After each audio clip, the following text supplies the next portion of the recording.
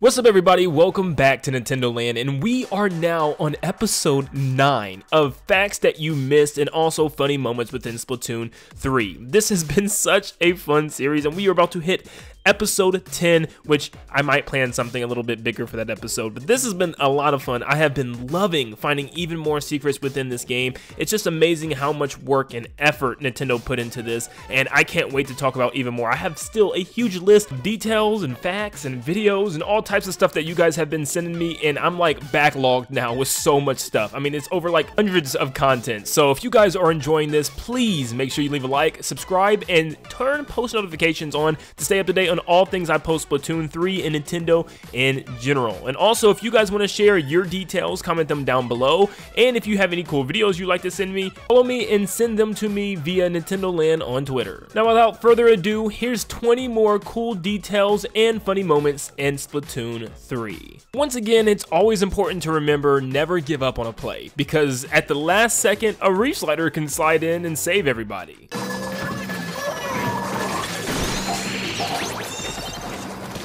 A lot of people are saying that the stamp special is kind of broken and doesn't work the way it used to, but I have literally never seen it not work against me. I've always been hit by this thing, and just like this video, this is exactly what happens to me. Clam Blitz is one of my least favorite game modes, but I think it has the most potential, and when you have a team that you're cooperating with like this, it can be amazing. After the first player is able to make the football, the rest of the team throws up a bubble shield and is protected in order for them to throw their clams in the basket at the very last second, which is so clutch. Welcome back to Landon's dumb fact of the day, and today my dumb fact is if you take a Splatling and start shooting the big dummies, they move funny. I mean, look at it. It looks like they're like flying backwards with their arms flailing. Come on, this is funny. You can actually tell that a Cohozuna King Salmonid is actually coming at the end of the third round based on the jingle itself. And towards the end of the jingle, when a Cohozuna is about to appear, it will play a weird distorted version of the ending. If you listen closely, you can notice a difference.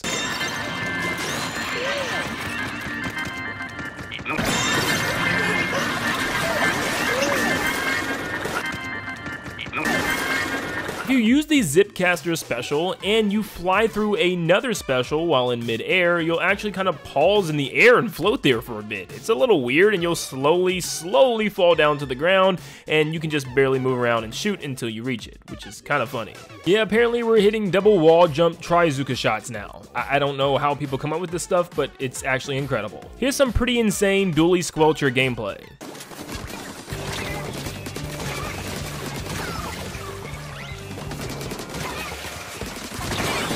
There's a lot of cool secrets revolving around the facility of Grizzco itself. You can even see some food, some chopsticks, and a cell phone sitting on the table, and there's a lot of other things that you'll probably notice within this room. But one thing that might not be immediately obvious is the giant freezer right beside the exit. It's a giant deep freezer storing something inside, and if you look really closely, you'll see it's packaged pieces of salmon. Yes, Mr. Grizz doesn't just need the eggs, he's also pretty hungry, so he uses the salmonid as food as well, which is kind of scary, but also pretty normal when you think about it. It's no secret that Splatoon 3 has some incredible movement options now, and you can definitely see it here. You can even paint the wall immediately after you squid roll off the wall, which is insane, and it just shows you that competitive is going to get quite crazy. Listen, we all hate Glowfly events. They are the worst because your team gets swarmed, and it's literally one of the hardest rounds to ever succeed in.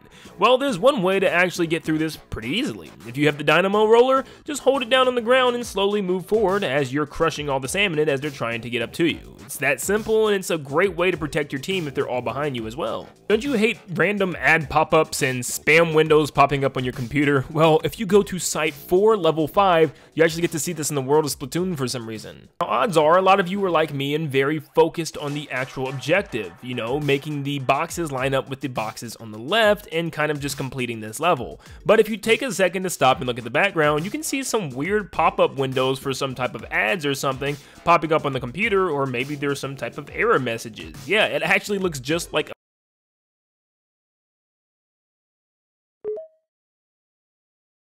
Sorry, that was my lame attempt at a joke. Also, if I got you, you have to subscribe. I don't make the rules. It even has a little minimize/close button on the top right and some weird triangle symbol with the little button that probably just says OK in the middle, which is very interesting. If you go in towards the left side of the stage and look up, you'll actually see the Orca symbol on one of them as well with a little scroll down window, which is very interesting. Once again, I have no clue what the purpose for this is, and we know Orca is some type of electronic communication device, so maybe that kind of ties in with that. And I just thought it was a cool little Easter egg and little hidden reference that Nintendo threw into their game. This goes to show you that maybe sometimes you don't even need to destroy the salmon lids, instead use them for your 5th teammate.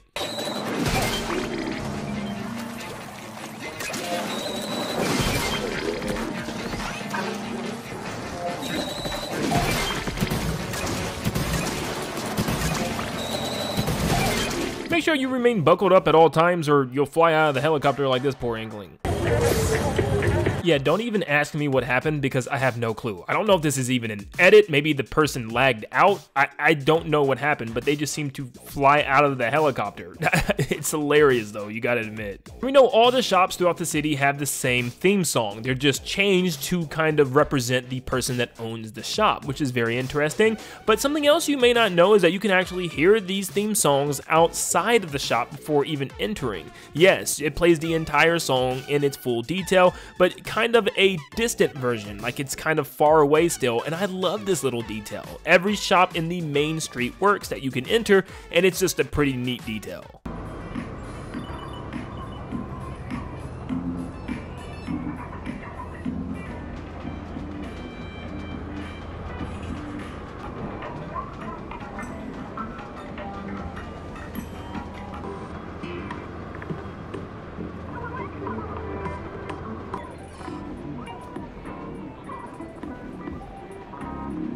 Now, a couple of episodes ago, we talked about the giant floating space balls that Mr. Grizz releases that look like balloons with little grizzly ears on them. But actually, upon further inspection, some were able to tell me that these are actually burst bombs, which is really cool. They're giant burst bombs, which is a sub in the game, and it's just something that's a neat little detail that maybe a lot of you didn't pick up on the way I did. We are back with the dreaded Glowflies event because this thing is just terrible and I love finding new ways to avoid these things. And there is one way here on this stage where you can stand on this little box on the outside of the platform, which they cannot touch you. They can't get over that little black and yellow striped barrier, and it just shows that you might have to take refuge over here on this random box because it could save your life, even though it still looks terrifying as they're trying to come after you. Definitely do not move. Salmon Run can be kind of tough when you can't really speak with your teammates and communicate certain things, but sometimes visual communication is just as good as verbal. This team was able to warn their friend before they got eaten by a Mauls, which could have been very bad because you can't really see those things when you're in these ink tanks. So even spamming this way could be enough to save your teammate from sudden death. Yep, they're still broken. This last fact is a very interesting one that I don't think I ever would have figured out. So there is definitely some small subtle differences between if you're an Inkling or an Octoling, and maybe I'll make a whole video showing all those differences eventually. For instance, I know there's a Zipcaster difference, so if you guys find any more like this, definitely let me know in the comments down below, because you could appear in a very special video between Inklings and Octolings. But enough of my ramble. If you switch stores as an Inkling will kind of stumble over and almost fall over every single time. But if you're an Octoling, they actually jump every time you switch stores, which is just like, why is that a thing? Are Octolings smarter than Inklings? Like, why are Inklings just standing there and falling over as Octolings are actually hopping over to each store? I really don't know why this is, but it's a really neat detail. Once again, guys, big thanks for sending in your comments and your videos to me on Twitter. I cannot thank you guys enough. If you find any more secrets, let me know, and especially ones that feature Inkling and Octoling differences, because I would love to make an entire video dedicated to that alone. But thank you guys so much for tuning in. Leave a like and subscribe if you guys love the content, and I will see you all on the next one. See you guys.